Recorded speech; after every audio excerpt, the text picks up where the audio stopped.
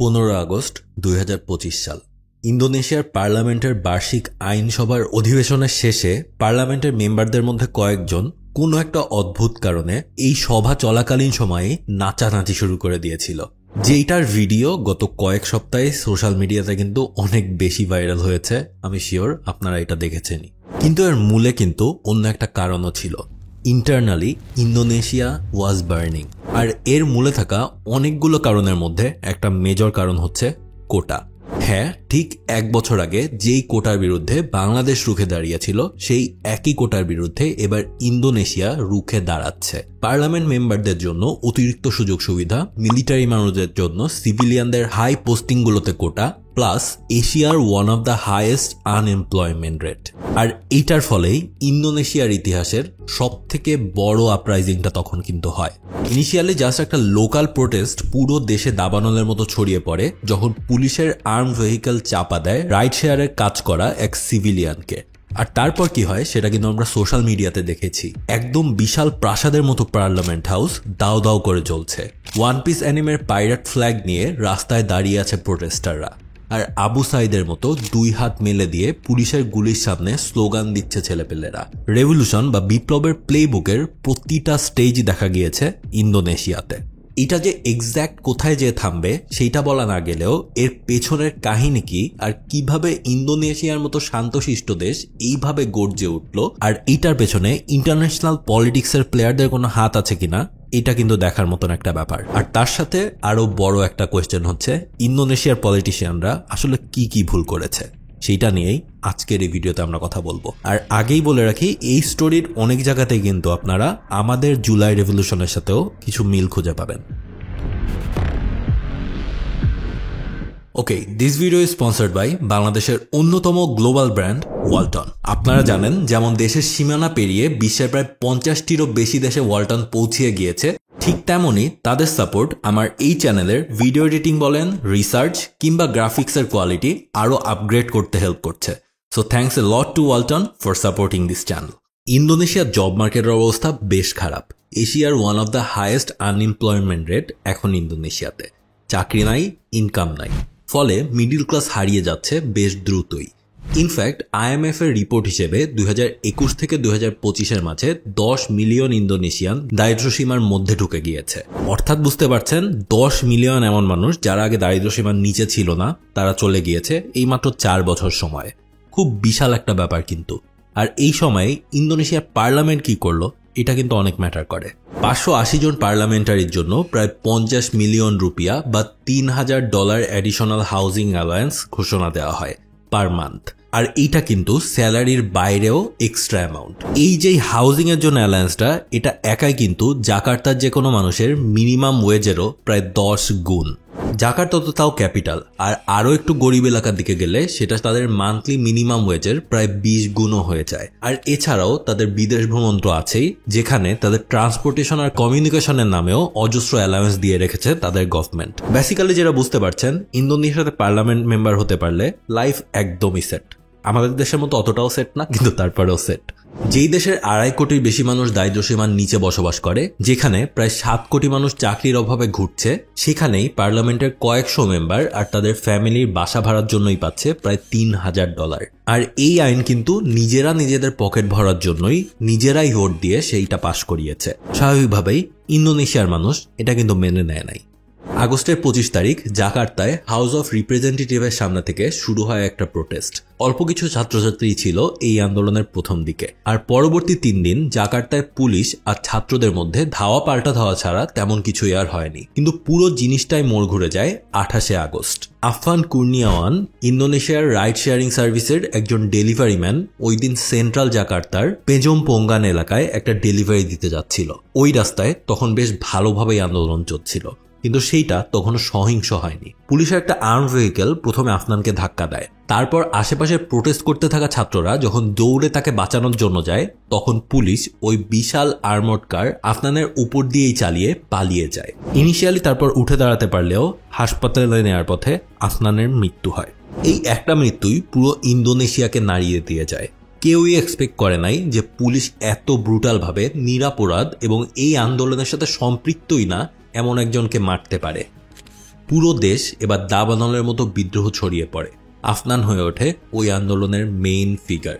আর political লিডাররা যে আসলে ইতিহাস থেকে শিক্ষা নেয় না সেটার আর একটা প্রমাণ হিসেবে প্রেসিডেন্ট প্রাবোও সুবিয়ান্তো পুলিশ আর আর্ম ফোর্সকে মাঠে নামার আদেশ দিয়ে দেয়। পরে এক সপ্তাহের মাঝে 1000-এর বেশি মানুষ অ্যারেস্টেড হয় আর মারা যায় সরকারি হিসেবে প্রায় 7 জন আর বেসরকারি হিসেবে 10 জন।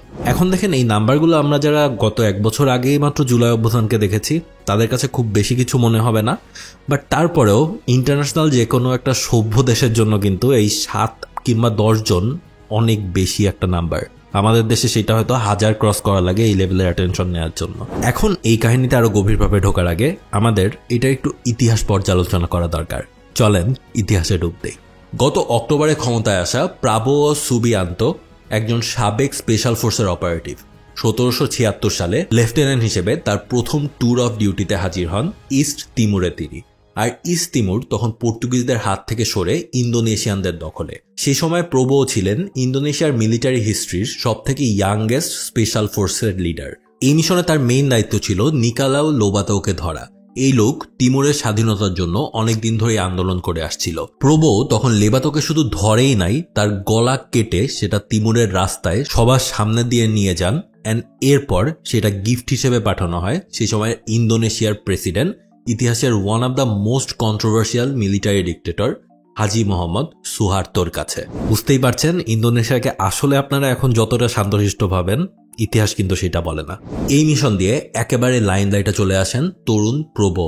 এরপর থেকে প্রায় 50 বছর ধরেই ইন্দোনেশিয়ার মিলিটারি আপস অ্যান্ড ডাউনসের সাথে কোথাও না কোথাও সবসময় প্রবোয়ের নাম জড়িয়েছিল। 1780-90-এর দিকে ইস্ট তিমুরে তার অধীনে বেশ কিছু অ্যাসাসিন গ্রুপ গড়ে ওঠে যাদের কাজই ছিল তিমুরের বিদ্রোহী মানুষদের খুঁজে বের করে খুন করা। আর তার হাত ধরেই কিন্তু এই তিমুর যুদ্ধের সবথেকে জঘন্য গণহত্যাটা হয়েছিল, দ্য ক্রাকাস ম্যাসাকার, যেখানে প্রায় 300 তিমুরিস মোস্টলি নিরস্ত্র সিভিলিয়ানকে শুধু খুনই করা হয় না, সাথে অত্যাচার করে এমনকি পশুর মতো শিকার করে হত্যা করেছিল তার কোপাসাস ইউনিট। 1996-এ তাকে পাঠানো হয় ওয়েস্ট পাপুয়া প্রভিন্সে, যেখানে চলছিল ফ্রি পাপুয়া মুভমেন্ট। ততদিনে ডিক্টেটর সুহার্তো বুঝে গিয়েছিল এই প্রবোয়ের মেইন স্পেশালিটি। ইনফ্যাক্ট প্রবোকে তার এতই পছন্দ হয়েছিল যে নিজের মেয়ের জামাই বানিয়ে ফেলেছিল তাকে। পাপুয়াতে গিয়ে প্রবো প্ল্যান করলো রেবেলদের অ্যাটাক করে লাভ নেই, অ্যাটাক করতে হবে সেই সব সাধারণ মানুষদের যারা এই সব রেবেলদের সাপোর্ট করে আসছে।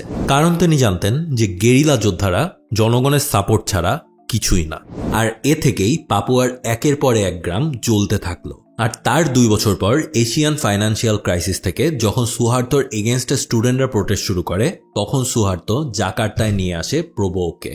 প্রবো এবার শুরু করে কিডন্যাপ, অ্যারেস্ট আর টর্চারের খেলা। অফিসিয়ালি আমরা 22 জন স্টুডেন্টের একটা লিস্ট পাই, যাদের মধ্যে 13 জন যে আসলে কোথায় আছে তা এখনো মানুষ জানে। অর্থাৎ বুঝতে পারছেন আমাদের পলিটিক্যাল গভর্নমেন্টের মতোই টিপিক্যাল ঘটনা, গুম। কিন্তু তারপরেও যখন এই ডিক্টেটরের পতন হয় তারপরেও কিন্তু প্রবোকে জেলে যেতে হয়নি, তাকে জাস্ট ডিসঅনারেবলি ডিসচার্জ করে মিলিটারি থেকে। যেই 13 জনকে কখনো খুঁজে পাওয়া যায়নি তাদের স্মরণে এখনো প্রেসিডেন্সিয়াল প্যালেসের সামনে প্রতি উইকেন্ডে মোমবাতি জ্বালানো হয়। অ্যান্ড হাস্যকর বিষয় হচ্ছে এই প্রেসিডেন্সিয়াল প্যালেসেই থাকেন প্রবো সুবিয়ান্তো। স্বাভাবিকভাবেই যেই প্রশ্ন যে এত কিছুর পরও এই প্রবো কিভাবে প্রেসিডেন্টটা হলেন, এর পেছনে বলা হয় জেন জির একটা বড় ফ্যাক্টর আছে। প্রবো তার ডিসঅনারেবল ডিসচার্জের পর নিজের ইমেজ খুব কেয়ারফুলি দাঁড় করান। 2 বার প্রেসিডেন্ট ইলেকশন রান করে হেরে যাওয়ার পর যার কাছে হারেন সেই জোকো উইদোদোর ক্যাবিনেটেই ডিফেন্স মিনিস্টার হিসেবেও তিনি নিয়োগ পান। এখানে বলে রাখা ভালো, সুহার্তোর যাওয়ার পর ইন্দোনেশিয়া আসলে একটা রিফর্মের মধ্যে দিয়ে যাচ্ছে, যেখানে এই মেসেজটাই মেইন যে পেছন ভুলে সামনে তাকাতে হবে। আর এই কারণে অনেক সময় দেখা গিয়েছে সুহার্তোর সময়ে যেই সব অফিসাররা বা যেই সব মানুষ অনেক শক্তিশালী ক্ষমতায়ও ছিল তাদেরকে আসলে ইন্দোনেশিয়ানরা মাফ করে দিয়েছে, কারণ পেছন ভুলে নাকি সামনে আগাতে হবে। What a logic. প্রবো সেইটাকে ইউজ করে নিজের একটা ইমেজ তৈরি করান জেন জিদের সামনে। কিন্তু 2024 সালের অক্টোবরে ক্ষমতায় আসার পর থেকে তার নিজের আসল রূপ আবারও বের হয়ে আসতে থাকে। তার ডিফেন্স মিনিস্টার হিসেবে নিয়োগ পান জাফরি জামজুদ্দিন, যিনি প্রবাহের সাথে একই সাথে কোপাসুসে সার্ভ করেছিলেন। ইন্দোনেশিয়ার মানবাধিকার লঙ্ঘনের ডার্কেস্ট ঘটনাগুলো এই 2 জনের হাত ধরে এসেছিল। এই লোকও হিউম্যান রাইটস ওয়াচের রিপোর্টে জেনোসাইডের ইনাবলার হিসেবে চিহ্নিত আছেন। আমাদের দেশে যেমন বুদ্ধিজীবীদের হত্যা করা হয়েছিল, এই লোকও ঠিক তেমনটাই প্ল্যান করে রেখেছিলেন ইন কেস পাপুয়া যদি স্বাধীন হয়ে যায়। এই দুইজনের উত্থানই প্রমাণ করে যে ইন্দোনেশিয়া আবার তাদের মিলিটারি রুলিং এর দিকে কিন্তু এগিয়ে যাচ্ছে। আর এই জিনিসের প্রমাণ আসে এই বছরের মার্চে, যখন প্রবোয়ের সরকার 2004 সালের মিলিটারি ল এর একটা অ্যামেন্ডমেন্টকে অ্যাপ্রুভাল করে দেয়। আর এই অ্যামেন্ডমেন্টের আন্ডারেই মিলিটারি অফিসাররা সিভিলিয়ান অ্যাফেয়ারের বড় বড় পোস্টগুলোতে জায়গা নেওয়ার অধিকার পাবে। বেসিক্যালি মিলিটারি পার্সোনালরা মিলিটারি চাকরির পাশাপাশি প্রায় 14টা সরকারি প্রতিষ্ঠানেও কাজ করতে পারবে। অর্থাৎ বুঝতে পারছেন, মিলিটারি তো মিলিটারি, সাথে আমলাও এখন থেকে মিলিটারি। যেখানে একটা দেশের সাধারণ সিভিলিয়ানরা চাকরি পাচ্ছে না, সেখানে তাদের মিলিটারিকে কোটা দেওয়া হচ্ছে সিভিল সার্ভিসে, যেখানে সিভিলিয়ানদের কাজ করার কথা। এই ল পাস হচ্ছে, কিন্তু একই সাথে চাকরির সুযোগ এবং ইউথ এম্পাওয়ারমেন্টের জন্য কিছু প্রস্তাবনা তাদের সিনেটে ঝুলে আছে 1 দশকেরও বেশি সময় ধরে। সুহার্তের সময়ও মিলিটারি এমন ডুয়াল রোল প্লে করত, একদিকে আর্মির দায়িত্ব আর অন্যদিকে সিভিল সার্ভিসের দায়িত্ব। দুনিয়ার যে কোনো মিলিটারি শাসক বা ডিক্টেটর যেটাই বলেন, এই ধরনের কারোর ক্ষেত্রে এই ব্যাপারটা কিন্তু খুবই নর্মাল। কিন্তু ইন্দোনেশিয়ার এই প্রেসিডেন্ট কিন্তু মিলিটারি শাসক ছিলেন না, তিনি কিন্তু প্রেসিডেন্ট, যারা সরাসরি বলা যায় জনগণের ভোটেই কিন্তু তিনি এসেছেন। আর যে এই প্রেসিডেন্ট হচ্ছেন, সে কিন্তু সেই আগের মিলিটারি ডিক্টেটর সুহার্তেরই মেয়ের জামাই। তো এই যে আইনটা পাস, এইটা নিয়ে তো একটা বড়সড় ক্ষোভ ছিলই। তার পাশাপাশি রিসেন্টলি পার্লামেন্টারিদের ল্যাভিশ লাইফস্টাইল সামনে আসা, আর অন্যদিকে পুলিশ ব্রুটালিটি, এই জিনিসগুলাই মোর দ্যান এনাফ ছিল টু স্টার্ট এ রেভলিউশন। এবার আসি মেইন ঘটনাতে। আন্দোলন কিন্তু জাস্ট জাকার্তাতেই না, পুরো দেশেই ছড়িয়ে গিয়েছিল।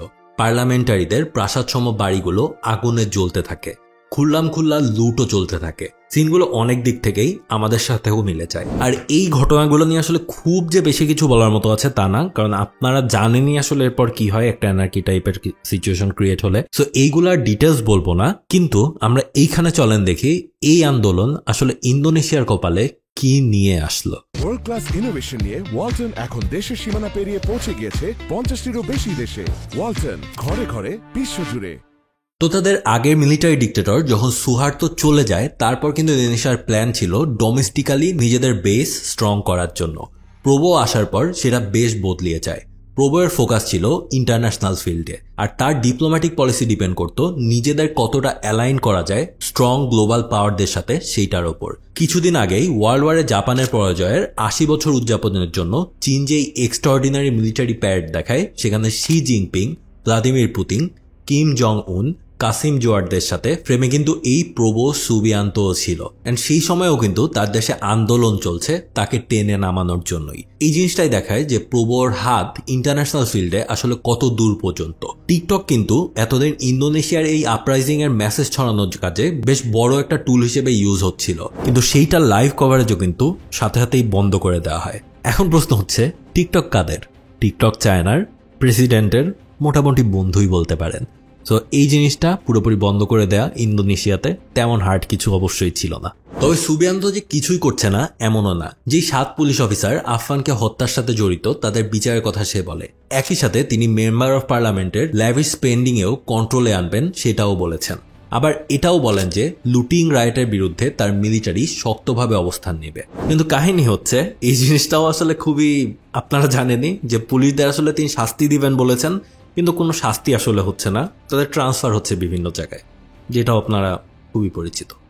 একই সাথে সে তার ক্যাবিনেটের 5 জন মিনিস্টারকে সরিয়ে দিয়েছে। আর অনেক পলিটিক্যাল অ্যানালিস্টের মতেই এরকম একটা জেস্চার দরকার আছে, কিন্তু এটা আবার জাস্ট লোক দেখানো এমনটাও হতেই পারে। আর এই 5 মিনিস্টারের মধ্যেই আছে ফাইন্যান্স মিনিস্টার শ্রী মুলায়ানি, যে আগে IMF এর এক্সিকিউটিভ ডিরেক্টর ছিলেন, অ্যান্ড তার বাড়িও লুটেরাদের হাতে পুড়েছিল। কিন্তু ইনি একই সাথে আবার ওয়ার্ল্ড ব্যাংকের ম্যানেজিং ডিরেক্টরও ছিলেন। আর এর সাথে মিনিস্ট্রি অফ পলিটিক্স অ্যান্ড সিকিউরিটির বুদি গোনাওয়ানকেও সরানো হয়েছে। ফিনান্স মিনিস্ট্রি এখন গিয়েছে পূর্বায়া ইউধি এর হাতে। ইনি অনেকদিন ধরেই প্রবোয়ের সাথে কাজ করছেন, অ্যান্ড এটা বেসিক্যালি প্রেসিডেন্টের কাছের মানুষের জন্য একটা প্রমোশন হয়ে গেল। অর্থাৎ জনগণের সাপোর্ট নেওয়া হচ্ছে বা জনগণের দিকে কাজ করছে বলে যাকে একজনকে স্যাক করা হলো, যে অনেক বেশি যোগ্যতা সম্পন্ন, বাট তারপর তার জায়গায় এমন একজনকে আনা হলো যে তার খুব কাছের মানুষ। লাভটা আসলে কার হলো, জনগণের নাকি প্রেসিডেন্টের? আর এই কারণে অনেক এখানে প্রশ্ন রাখছে যে এই আপরাইজিং ইউজ করে প্রোবো আলটিমেটলি হাউস অফ রিপ্রেজেন্টেটিভ থেকে এমন সব মানুষদের সরিয়েছেন যারা আসলে সেখানে থাকার যোগ্য, এবং সেখানে এমন সব মানুষদেরই এনেছেন যার কারণে তার হাত আরো বেশি শক্ত হয়। আর এর পাশাপাশি minister of cooperatives, youth and sports আর minister of foreign migrants worker তাকেও কিন্তু রিমুভ করা হয়েছে। মজার ব্যাপার হচ্ছে এরা কেউই কিন্তু এই আন্দোলনের জন্য মেইন সমস্যাটা ছিল না। মেইন সমস্যাটা ছিল প্রোবোয়ার ডিফেন্স মিনিস্টার, কিন্তু তাকে কিন্তু মোটেও সরানো হয় নাই। সমস্যা যেটা হয়েছে, এই লোক দেখানো স্টেপগুলোর পর ইন্দোনেশিয়ায় আন্দোলন আস্তে আস্তে ঠান্ডা হয়ে আসছে। ইন্দোনেশিয়ার জনগণ বাই নেচার এতটাও ভায়োলেন্ট নেশন না, তারা বেশ শান্তিপ্রিয়, এবং এই আপরাইজিং সম্ভবত এখানেই শেষ হবে। আর এই আপরাইজিংয়ে মারা যাওয়া মানুষদের মেমোরি নিয়েই তারা হয়তো সামনে মুভ করতে চাবে। কিন্তু এই রকম সিচুয়েশনে যেটা হয় যে একের পর এক কনস্পিরেসি থিওরি চলে আসে একদম সামনের দিকে। আর এইখানে বেশ কিছু কনস্পিরেসি থিওরি কিন্তু আসছে যেগুলো হতেও পারে। প্রথম যেই থিওরিটা এসেছে সেটা প্রোবোয়ের জন্য তেমন সুখকর কিছু না। ইন্দোনেশিয়ার পুলিশ আর আর্মির মধ্যে একটা স্ট্রং ল্যান্ডস্লাইডিং রাইভালরি আছে। এবারে রায়ট এত দূরই গড়িয়েছে তার কারণ আসলে পুলিশ। আবার একই সাথে কয়েক জায়গায় নাকি পুলিশ রায়টারদের পানি দিয়ে সাহায্যও করেছিল। আর এইদিকে পুলিশ যখন ফেইল করা শুরু করলো, প্রোবোও কিন্তু তার স্পিচে সরাসরি মিলিটারি ইনভেনশনের কথা বলেছিলেন। স্বাভাবিকভাবেই বুঝতে পারছেন মিলিটারিও প্রোবোকে পছন্দ করে এবং তাকে ব্যাকিং দেয়। কিন্তু পুলিশের যে চিফ অফ স্টাফ সে আবার ফর্মার প্রেসিডেন্ট জোকো উইদোদোয়ের খুব কাছের মানুষ, আর তাকে এই পোস্টেও এনেছিল কিন্তু আগের প্রেসিডেন্ট। আর এই যে আগের প্রেসিডেন্ট জোকো, তার সময় কিন্তু পুলিশ প্রচুর বাজেট পেয়েছিল, প্রচুর ম্যান পাওয়ারও তারা পায়। তো বুঝতেই পারছেন পুলিশ আগের গভর্নমেন্টের সময় বেশ স্ট্রং হয়েছে, আর মিলিটারি তো এখন এই গভর্নমেন্টের। সো পুলিশকে বেশি ঘাটাঘাটি করলে সেটা দেশের ল অ্যান্ড অর্ডারের সিচুয়েশন একদম নষ্ট করে দিতে পারে, এটাও একটা পসিবিলিটি আছে। অনেকেরই ধারণা এই কারণেই প্রোবো ওই খুনি পুলিশ অফিসারদের ক্যাপিটাল পানিশমেন্টের আন্ডারে আনতে পারে নাই। আর প্রোবোয়ের যে কোনো উইকনেসের সুযোগ অবশ্যই আগের প্রেসিডেন্ট জোকো তো নিবেই। আর এর সাথেই মিল রেখে আরও একটা থিওরি আসলে চলছে, যেখানে বলা হচ্ছে প্রোবো আসলে চাচ্ছেই যে পুলিশ ফেল করুক, কারণ পুলিশ ফেল করলে সেটা আগের প্রেসিডেন্টকে উইক দেখাবে, আর তার পলিসিকে উইক হিসেবে দেখানো যাবে। অ্যান্ড তার নিজের শ্বশুর আব্বার সময়ে যেমন পুলিশ ইন্দোনেশিয়ান মিলিটারির একটা উইং হিসেবে কাজ করত, তেমন করার আবারও একটা অ্যাটেম্প্ট নেওয়া যাবে। অর্থাৎ বর্তমানের যে প্রেসিডেন্ট তিনি কিন্তু একজন মিলিটারি অফিসার, স্বাভাবিকভাবেই তার অ্যালায়েন্স মিলিটারিদের সাথেই থাকবে। আর মিলিটারি আর পুলিশ এই দুই বাহিনীর মধ্যে যেহেতু অলরেডি একটা গ্যাঞ্জাম আছেই, সো প্রোবো তো এই জিনিসটাকে ইউজ করতে চাইবে। 1998 সালে ইন্দোনেশিয়ান রেভলিউশনের সময়ও প্রোবো এইরকম রায়ট ম্যানিপুলেট করতে পুলিশকে হিউমিলিয়েট করার চেষ্টা করেছিল বলে গুজব আছে, কিন্তু সেইটার প্রমাণ করা যায়নি এখনো। তবে আমাদের দেশের গণ অভ্যুত্থানের সাথে এখানের অনেক ব্যাপারের মিল পেলেও একটা জায়গায় বড় একটা অমিল আছে। সেটা হচ্ছে মোটামুটি শিওরলি বলা যাচ্ছে যে ইন্দোনেশিয়ার প্রেসিডেন্ট ক্ষমতাচ্যুত আসলে হবে না। যেই গ্রুপটা প্রোটেস্ট করছে তারা এখনো প্রোবোকে ফেলে দেওয়ার মতো কোনো দাবি সামনে আনতে পারেনি। তাদের কোনো ইউনাইটেড ফ্রন্ট নাই, অ্যান্ড অ্যাট দিস মোমেন্ট এই রিসার্চ করার সময় পর্যন্ত জনগণকে পুনরায় পুরোদমে রাস্তায় নিয়ে আসার মতো ন্যারেটিভও তারা বিল্ড করতে পারে নাই।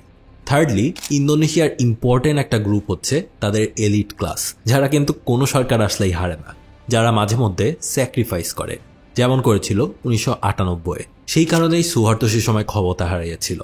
আর এরপর 1999 থেকে ইন্দোনেশিয়া একটা কনস্টিটিউশনাল ডেমোক্রেসি থাকলেও তারা আসলে আলটিমেটলি ওই এলিট গ্রুপের হাতেই ছিল। এই গ্রুপটা জানে ইলেকশন কিভাবে জিততে হয়, ক্ষমতা কিভাবে ধরে রাখতে হয়। সো প্রোবো থাকুক বা জোকো আসুক, সব আসলে এদের ইশারাতেই হবে। আর গত ইলেকশনে প্রোবোর জেতার পেছনেও এদের একটা বড় হাত তো ছিলই। এরাই জোকোকে বাধ্য করেছিল প্রোবোর সাথে কোয়ালিশন করতে, যাদের ভোট তাদের দিকে যায়। কিন্তু এইখানেই একটা বড় কিন্তু আছে, সেটা আপনারা বুঝতেই পারছেন। প্রোবো একজন বাইবর্ন মিলিটারি ম্যান। তার শ্বশুর অর্থাৎ এক্স ডিক্টেটর সুহার্তোর প্রতি যে তার লয়্যালটি আছে এটা নিয়ে কোনো প্রশ্নই নাই। অ্যান্ড সে চাইবেই এই চেইন ব্রেক করে বের হয়ে আসতে। আর এইটা ব্রেক করতে হলে দেশের ইকোনমি চালানোর জন্য তার নিজের মানুষ লাগবে, যেটা সে অলরেডি করেছে এই আন্দোলনের সুফলে। তার ক্যাবিনেটে তার একদম কাছের মানুষ দেশে নিয়ে আসতে পেরেছে। অর্থাৎ যেটা মেইনলি বুঝলেন, এই আন্দোলন যখন সোশ্যাল মিডিয়াতে ছড়ায় তখন সেটাকে সরাসরি বলা হচ্ছিল যে সরকার পতনের কিছু মতো হয়ে যাবে কিনা, বাংলাদেশের মতো কিংবা নেপালের মতো। কিন্তু উল্টো এই জিনিসটা কিন্তু আসলে তাদের সরকারকেই আরও বেশি স্ট্রং করে দিল। এখন দেখা যাক নেক্সট দিনগুলোতে কি হয়, এটা অবশ্যই দেখার মতো একটা বিষয় হবে। আর আরও একটা মেন ইম্পর্টেন্ট জিনিস হচ্ছে, আপনারা যেহেতু এই ভিডিওটা এত দূর পর্যন্ত দেখে ফেলেছেন, আমি প্রিটি শিওর আপনার এই ভিডিওটা পছন্দ হচ্ছে, সো এখনো যদি সাবস্ক্রাইব না করে থাকেন সাবস্ক্রাইব করে ফেলেন। আপনার ভালোর জন্যই বলছি আর কি, কজ নেক্সট টাইম কষ্ট করে খোঁজা লাগবে না, ভিডিওগুলো এমনিতে আপনার সামনে চলে আসবে যেহেতু আপনি এই চ্যানেলে ভিডিওগুলো পছন্দ করছেন। সো এই তো, that's all for today as usual. So সব নিচে দেওয়া থাকবে, চেক করে এসেন অবশ্যই। Until my next upload, have a good week, good bye.